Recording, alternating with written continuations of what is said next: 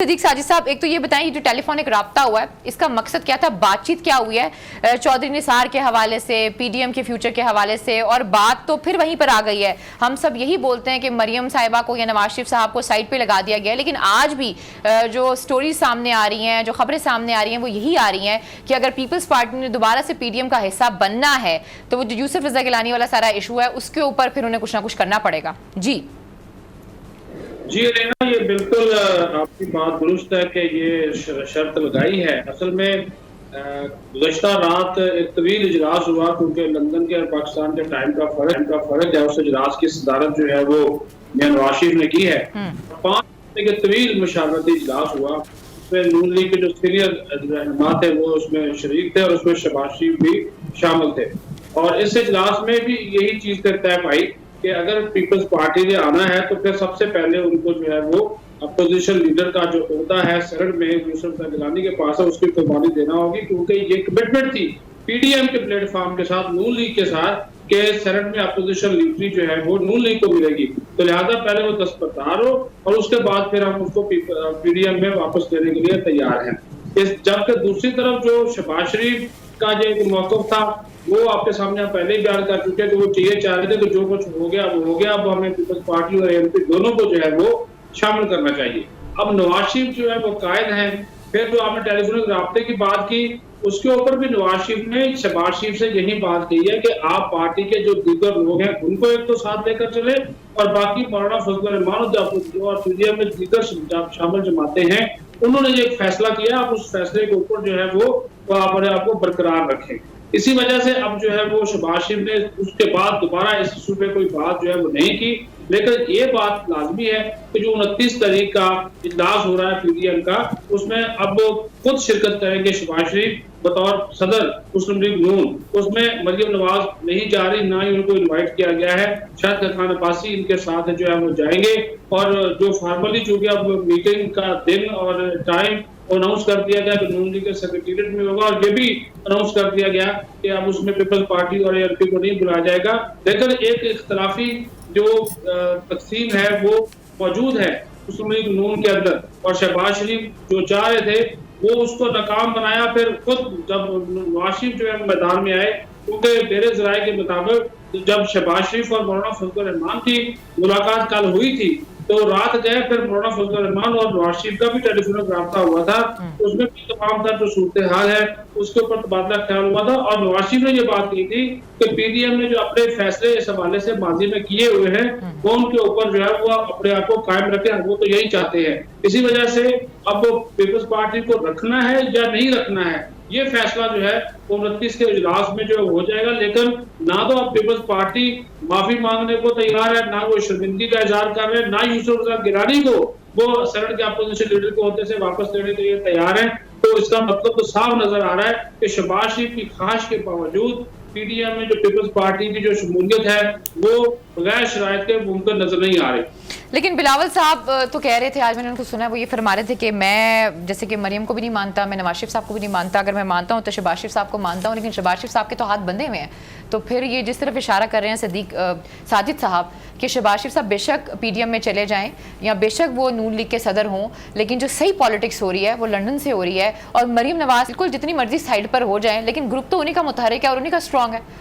बिल्कुल आप दुरुस्त कह रही हैं। एमकेएम लंदन की तरह इस वक्त मुस्लिम लीग नून लंदन जो है वो बिल्कुल मजबूत है और बयानिया नवाज शरीफ का ही जो है वो चलेगा और चल रहा है।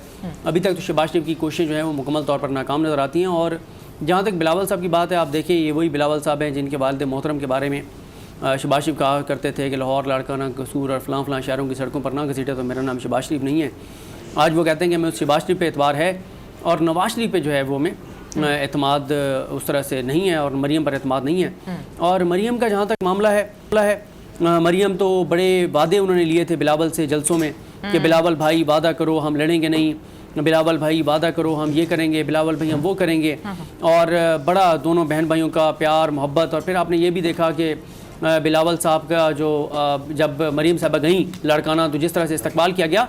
लेकिन अब आप देख लें कि यही सियासी मुनाफकतें हैं, यही चीज़ें हैं कि अब जिस मरियम के साथ वो मरियम कहती थी कि जो हमें जुदा करने की कोशिश करेगा, में दूर करने की कोशिश करेगा, तो वो उसको हम वो साजिशें नाकाम बना देंगे, कोशिशें नाकाम बना देंगे। और आज आप ये सारी सूरत देख लें। बस इसमें सादा जो सिचुएशन खराब लगती है मुझे शहबाज शरीफ साहब की लगती है, मुझे समझ नहीं आता वो आगे सियासत को किस तरीके से लेकर चलेंगे। शहबाज शरीफ बहुत मुश्किल सूरत हाल में है, भाई को भी नहीं छोड़ सकते, इदारों को भी नहीं छोड़ सकते, भतीजी जो है वो उनको टफ टाइम दे रही है। जी समी साहब हमारे साथ स्टूडियो में मौजूद है। जी समी साहब, ये सारा इशू जो है शहबाज शरीफ साहब वाला, देखिए ये कोई इशू नहीं है, सबको ये पता है कि शहबाज शरीफ साहब अपनी जगह बनाने की कोशिश कर रहे हैं। बज़ाहिर दोनों बहुत सारे लोग ये कहते हैं कि वो एक गुड कॉप बैड कॉप, जो कल भी आप कह रही थी कि ये सारी वो कहानी है।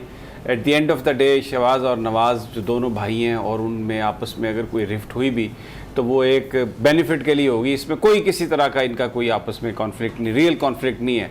वो एक ही कश्ती के सवार हैं, अपने आप को बचाने के लिए एक स्ट्रेटजी उन्होंने बनाई है। उसमें वो देखना ये है कि क्या वो पहले तो चक्कर देने में कामयाब हो गए और नवाज शरीफ साहब चले गए, अब दोबारा क्या वो चक्कर दे सकते हैं। Prime minister has put his foot down और उनको बाहर जाने की इजाज़त नहीं दी, और अब वहाँ पर ये सारा ड्रामा ये इसीलिए कर रहे हैं। लेकिन जो सबसे बड़ी स्टोरी है अलीना जी सर, जो आज हम जहांगीर तरीन साहब की वजह से और वो उस डोमेस्टिक इशू से वो नहीं बात कर सके, वो प्रेशर है जो दुनिया पाकिस्तान पर अपने मखसूस मफादात को हासिल करने के लिए दो इश्यूज़ पर ये प्रेशर पड़ रहा है। एक तो इशू है नामूस रिसालत के हवाले से, और उसमें हमें नज़र आ रहा है कि हुकूमत का रवैया बहुत ही माज़त खाना है। मैं बड़े अफसोस से ये बात कहूँगा, शाह महमूद कुरैशी साहब ने आज वो जो वज़राए ख़ारजा हैं यूरोपियन यूनियन के, उनसे जो गुफ्तगू की है उसमें उन्होंने उनको जो एड्रेस करते हुए जो बातें कही हैं, जो पाकिस्तान की डोमेस्टिक पॉलिटिक्स है उसको सामने रखते हुए उनको ये यकीन दिलाने की कोशिश की है कि जो लब्बैक के जो एहतजाज है, उनके जो मुतालबात हैं, हम उसके सामने हम सर नहीं झुकाएंगे। और दूसरा प्रेशर वो है जो अमेरिका डाल रहा है पाकिस्तान में अड्डे लेने के लिए।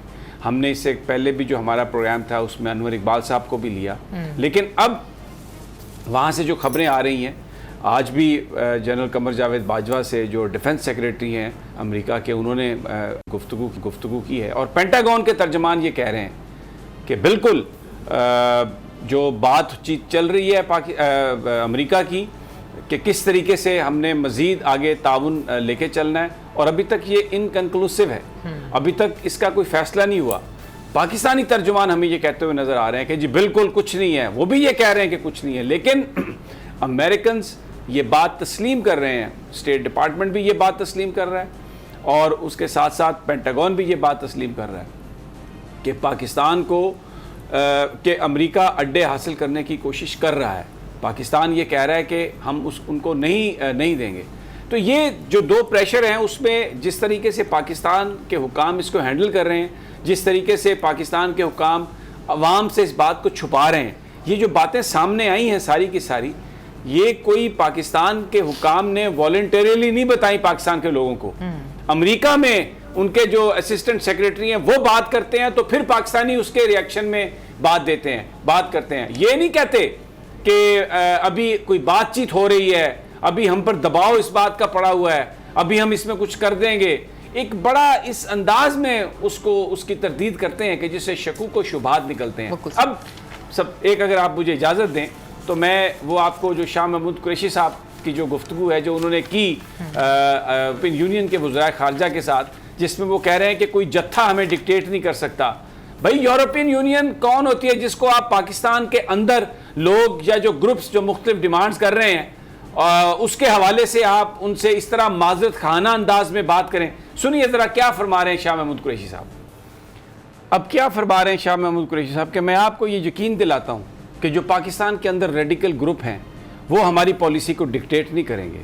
यूरोपियन यूनियन को आप ये क्यों बात बता रहे हैं, किस हवाले से? आप पाकिस्तान के अंदर जो डोमेस्टिक जो पॉलिटिकल पार्टीज़ हैं, चाहे वो रिलीजियस पार्टीज़ हैं, अगर वो कोई पॉइंट ऑफ व्यू अडॉप्ट करती हैं तो आप ये क्या कह रहे हैं उनको कि जत्थे हमें डिक्टेट नहीं कर सकते। आप ये सफाई देने की कोशिश कर रहे हैं कि हम आपके सफ़ीर को वापस नहीं भेजेंगे। आप उनको ये कहने की कोशिश कर रहे हैं, ये पाकिस्तान की जो डोमेस्टिक जो चीज़ें हैं उनको आप यूरोपियन यूनियन के सामने इस तरह माज़रत खाना अंदाज में रख रहे हैं, और आप पूरा पाकिस्तान डिमांड कर रहा है इस बात की। तो पूरा पाकिस्तान ये कहता है कि नामूस रिसालत पर कोई कंप्रोमाइज़ नहीं होगा। और आप ज़रा अपने गिरबान में झांक कर देखें, आपने एक वादा किया, आपने कहा कि हम कौमी असेंबली में लेके आएंगे, लेजिस्लेशन करेंगे, और फिर आप उन पर चढ़ दौड़े, आपने उनको गिरफ्तार किया, आपने उन पर जुल्म सितम के पहाड़ आपने उन पर चला दिए, और फिर अब आप ये यूरोपियन यूनियन को कह रहे हैं कि वो हमारी पॉलिसी को डिक्टेट नहीं करेंगे। क्या इस तरह की बातें करके आप इस मुल्क में खुदा ना खास्ता किस किस्म की फजा आप क्रिएट करना चाहते हैं? आप इतने ज्यादा कमजोर हैं कि आप उनको सफाइयां दे रहे हैं। बहुत ही मैं I could not even believe कि ऐसा वजीर खारजा कह सकते हैं।